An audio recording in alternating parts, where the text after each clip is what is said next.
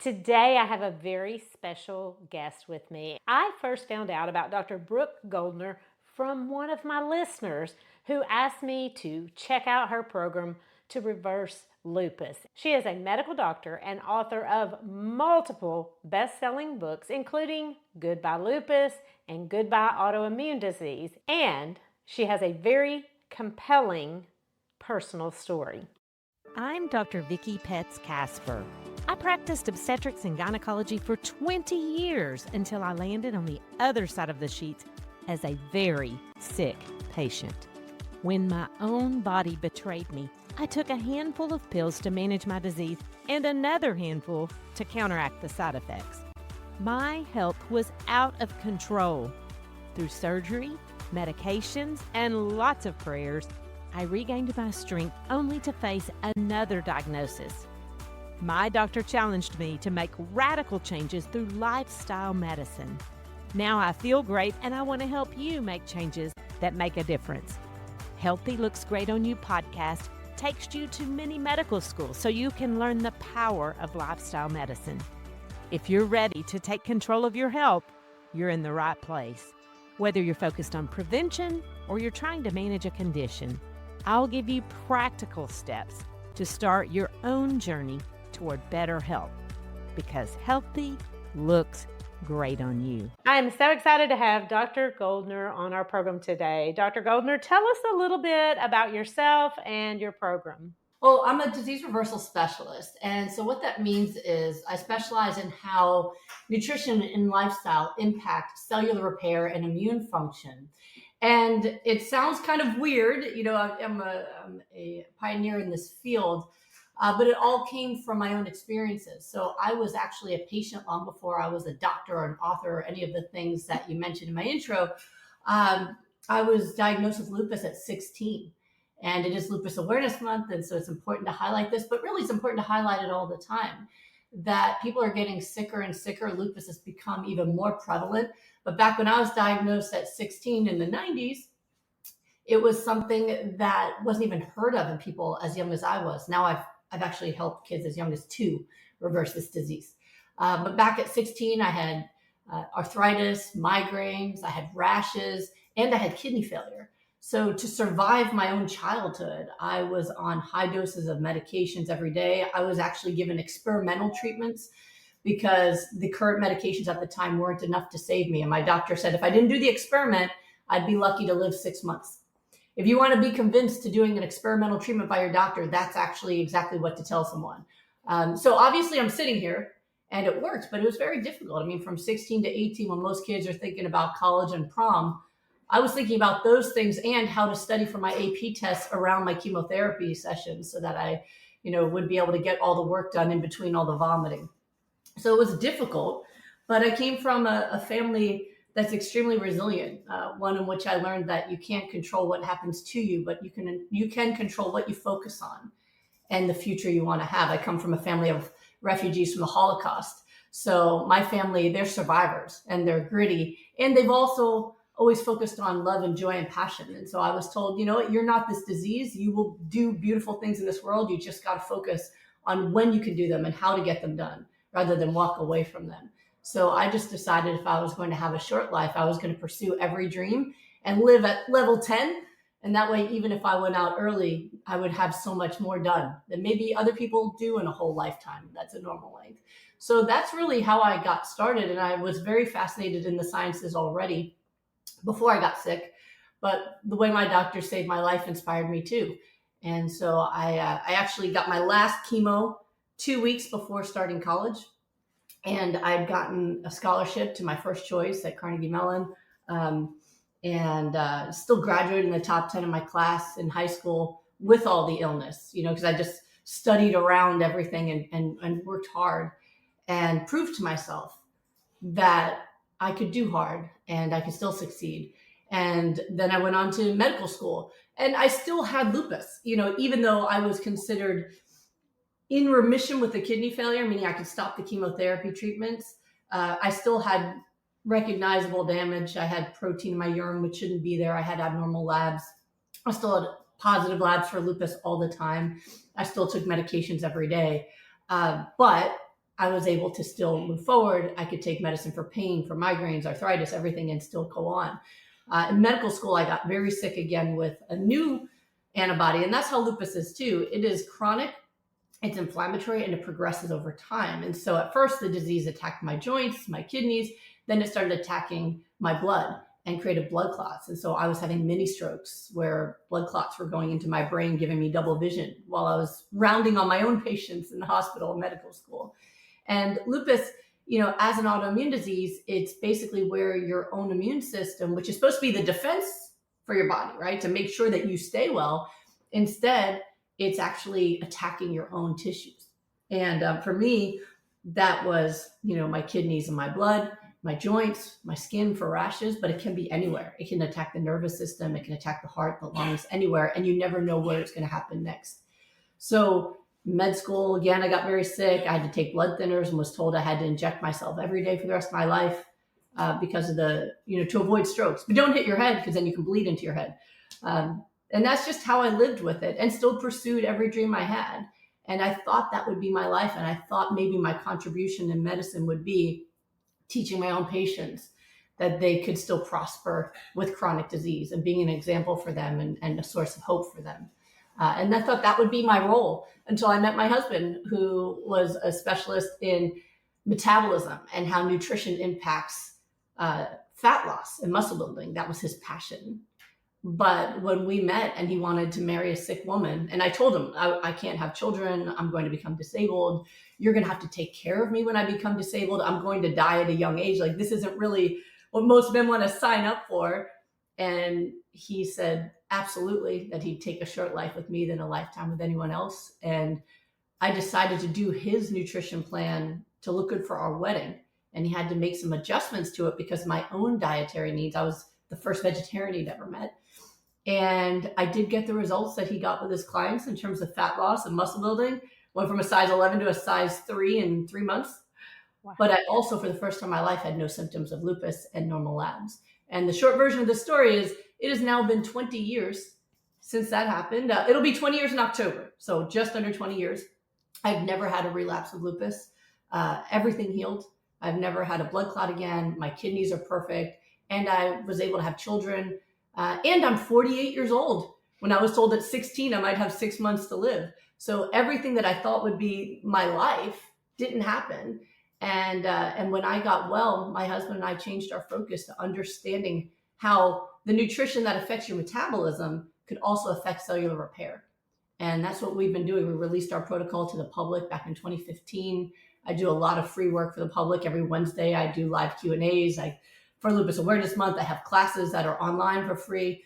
And people all over the world are now healing their diseases just using our protocol.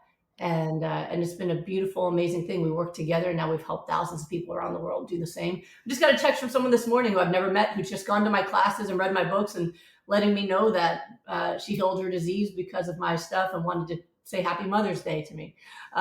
So it's a pretty amazing thing. And that's how I got to doing what I'm doing now. That is an absolutely incredible story. And I think that we sometimes in the healthcare profession discount the importance of resilience. And with my own autoimmune journey, mine was sort of the opposite. I'd been a doctor for 20 years when I developed myasthenia gravis, and it ended my career as an OBGYN doctor. But that resilience was built in, and I've been able to do lots of things since then. But I think that's important for people to understand when they're facing chronic diseases. And people with autoimmune diseases, we always say we're the only ones strong enough to kick our own butts because it attacks your own body. But I wonder, in your journey, at any time, did anyone mention nutrition as a thing that you needed to do for your body? The only doctor that mentioned nutrition was my kidney doctor, my nephrologist, who told me that pizza was the perfect food because it had all the food groups. So, wow. My parents owned a pizza place, and my mom would always give free pizza coupons as thank yous to my doctor. So I think he was just encouraging the come up, but yeah.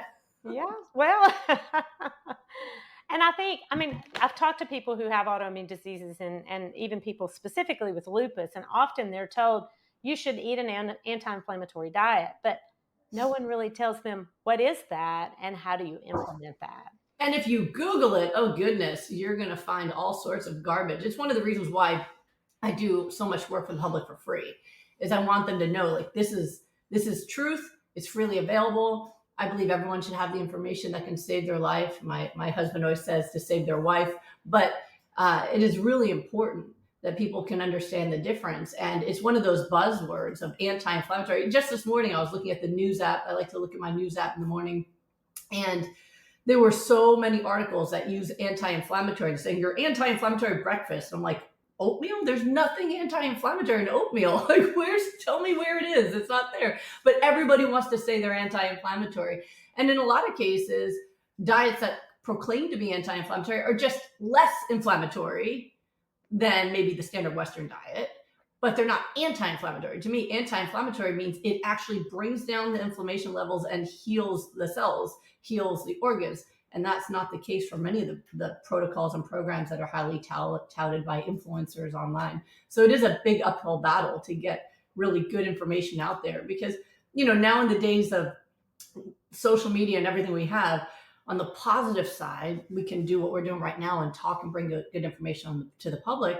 But on the negative side, anyone who has a camera can make videos and proclaim themselves to be experts in things that really don't have the experience to authentically be able to do so and give real information to people.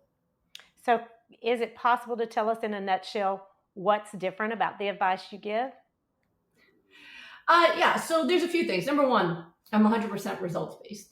So oftentimes when people will, come back to me, they'll say, "Oh, well, my doctor said this, or I read this," and the information they're getting is somebody giving their thoughts and ideas. And the thing about humans is our thinking is wrong a lot of the time. No matter how smart we are, our thinking is wrong a lot of the time. And so I think it's the most respectful thing to do for the public is only to ever speak from results. Any advice I give comes directly from me having results proving that to be true. For example, I teach people how easy it is to get anti-inflammatory nutrition in through smoothies. You see, I'm drinking mine right now. It's not a prop. I do that. Super easy way to do it. Most anti-inflammatory things you can eat: high nutrient vegetables like cruciferous vegetables in their raw state, omega-3 fatty acids from flax and chia seeds, and getting enough water intake, right? Here, I'll show you my other prop, right? So I get my water intake, right? You put all those things into a blender and blend it. Now you can reduce inflammation, accelerate the healing process while working, while talking to somebody, right? And I had, when I first started teaching this, some other doctors were coming out saying, "Oh, no, you can't do it in a smoothie because there's enzymes in your saliva that are necessary," and all sorts of things. And they were just their thoughts. It was their theories. None of them had said, we tested smoothies versus salads and found it to be true that people do not get the benefits from smoothies and do get benefits from salad. Not only had they not tested it, but finally it has been tested. And they showed that people absorb more nutrition from smoothies than from salads. It turns out once the blender blends it up, our bodies can more readily absorb the nutrition. But people were arguing back with their own thoughts versus here's the tests that I've done. Whereas I can say, I have worked with thousands of people who have used these smoothies and reversed not just lupus, but rheumatoid arthritis, multiple sclerosis, myasthenia gravis, scleroderma, mixed connective tissue disease, as well as things like heart failure and diabetes. So results are extremely important. And it's something that I know has created a lot of trust with the public. I had someone say that to me the other day from my rapid recovery group where I work with people every day, that what drew her to me was that she knows she can trust what I say, because if I see something doesn't work, I say it. If I've never tested it, I say I don't know because I've never tested it. And if I say something to be true, it's because I've actually tested it. And so I find that as a former patient and as a physician to be the most authentic and reliable thing that we can do. So being results-based. And two is, again, working with what we know works and testing. My husband and I tested our analysis of what we thought had worked for me for free for over a year with volunteers to prove to ourselves that what we were doing was reliable and reproducible. A lot of times people come forward and say, "I got better, do what I did," but they don't know if they got better because of what they did or in spite of some things they did. And we've evolved over time, having worked with so many people, to really just include the ingredients we know are essential. And that's very important too, to have that, to be able to say, if you're doing what I do didn't work, we don't know why. We do. We know exactly what works and why. And that's why we've also been able to make it very simple, easy to digest if it were, and then released it for free. So for example, we have a website, smoothieshred.com, where my husband put up, he created as a public service. You can just go there for free, and we have free recipes, videos, tutorials, everything people need to get themselves healthy or to get ripped if you want to, if you're just looking for the physique aspect. And it's there for free.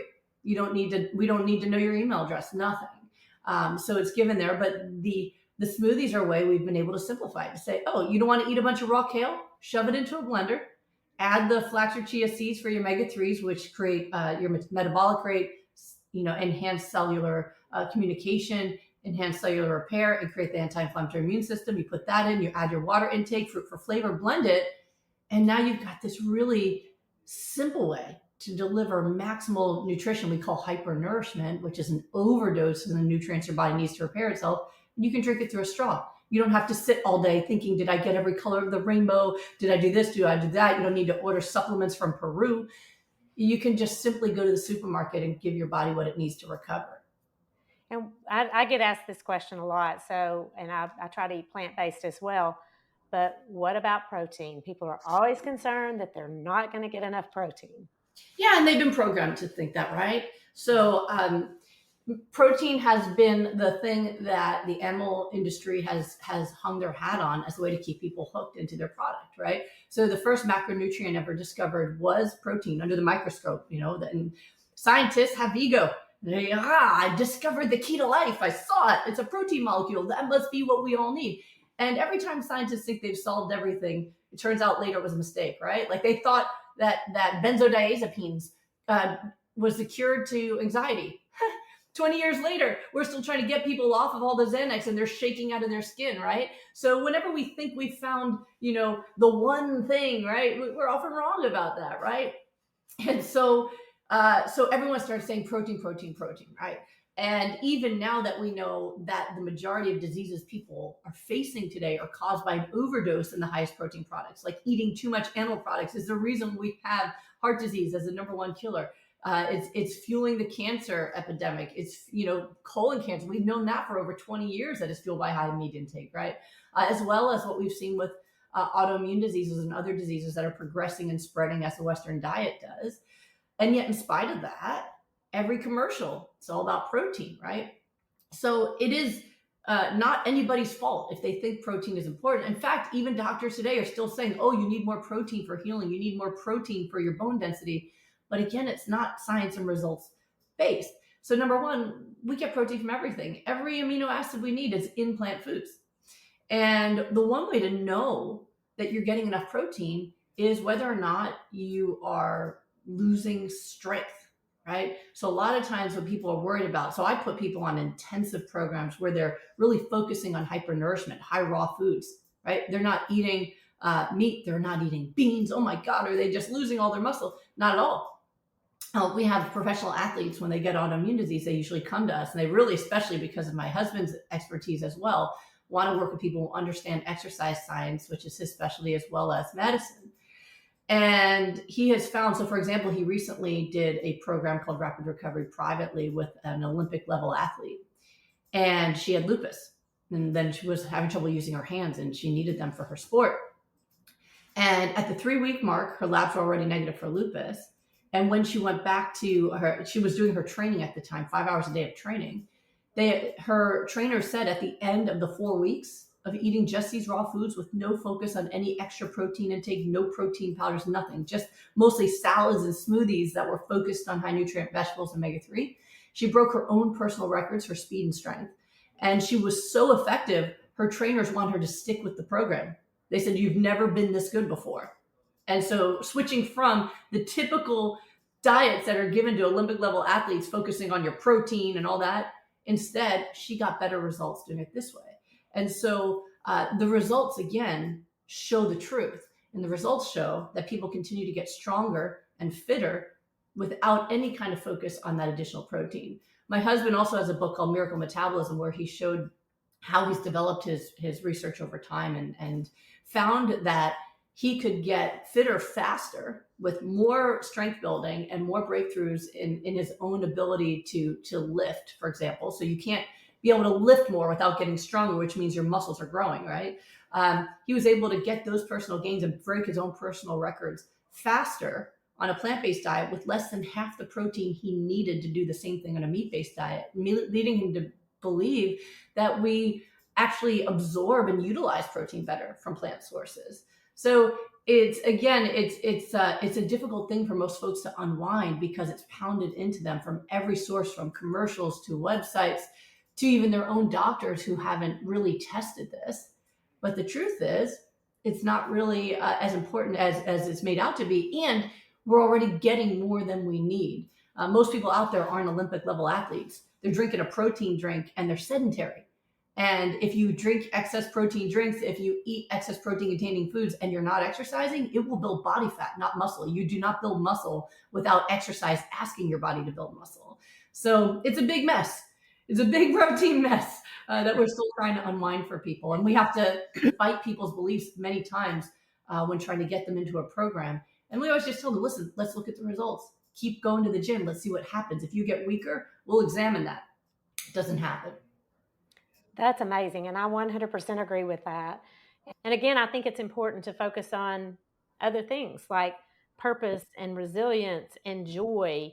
All of that is going to keep you motivated to implement the nutrition that you're advocating. Are there any other aspects of life and lifestyle that you focus on?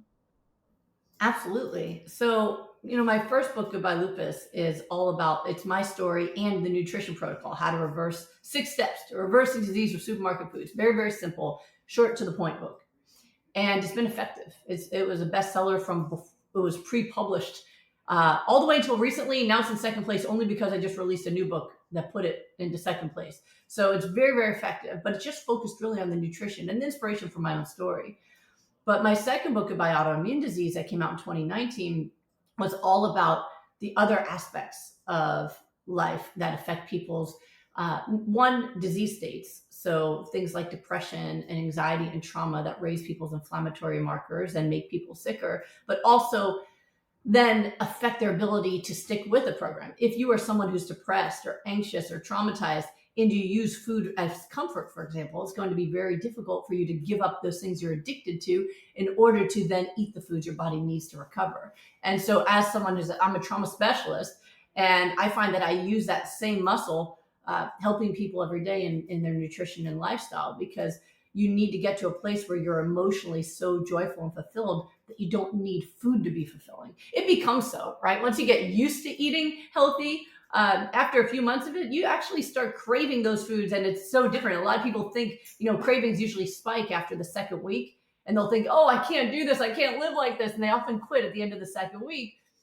but don't realize that your cravings will change and how fulfilled you are on food will change. But in the early weeks, you really do need to focus on your fulfillment and passions. And so we have a lot of our focus, especially in our rapid recovery groups. The nutrition protocol is simple. Most of the time we spend is helping people unwind all of the things that keep them addicted to the wrong food. So addiction, trauma, poor self-esteem, perfectionism.